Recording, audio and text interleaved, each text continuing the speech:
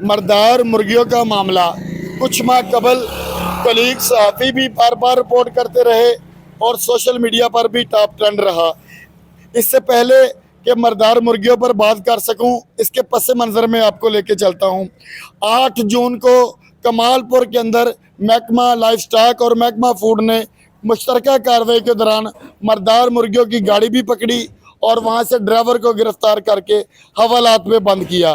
फिर आगे जाके 21 जून को डल्ला चंदा सिंह, जो कि तहसील शाहकोट का नवाई गांव है, वहां पर गाड़ी जीटी रोड पर उल्टी, वहां से मर्दार मुर्गियां बरामद हुई।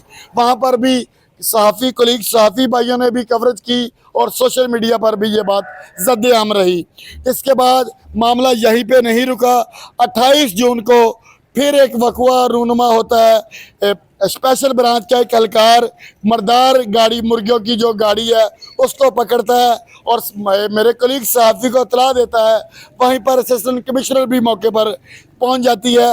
वहां पर कलीग सहाफ़ी का कहना है कि मुझे लाखों रुपए की ऑफ़र की गई, मगर मैंने वो ऑफ़र टकरा दी।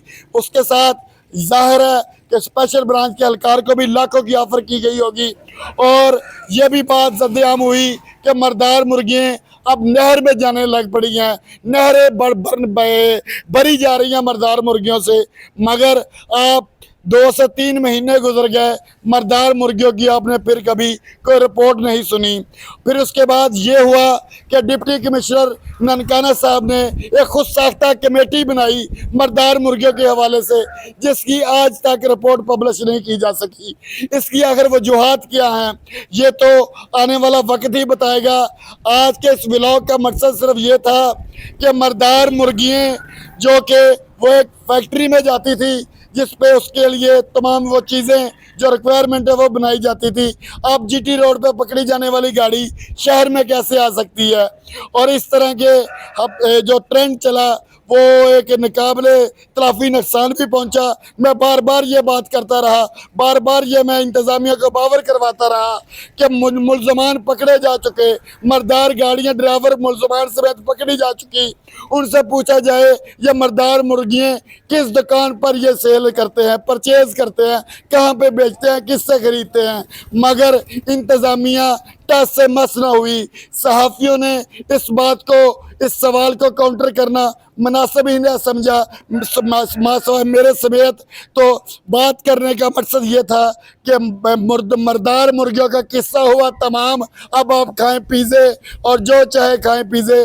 जो 10 दिन की चांदनी होती है, यही हमारा एक ट्रेंड है कि 10 दिन एक चीज़ को लेके चले, उसके बाद बाढ़ में जाए।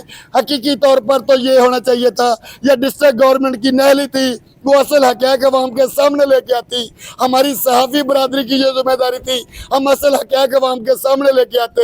हम भी हक़ाइक़ अवाम के सामने लाने में नाकाम रहे और डिस्ट्रिक्ट गवर्नमेंट भी हकीकी हक़ाइक़ अवाम के सामने में नाकाम रहे। यूँ कह लीजिए सहाफ़ी बरादरी और डिस्ट्रिक्ट गवर्नमेंट दोनों ही मर्दार मुर्गियों के मामले में मुकम्मल तौर पर नाकाम हुए।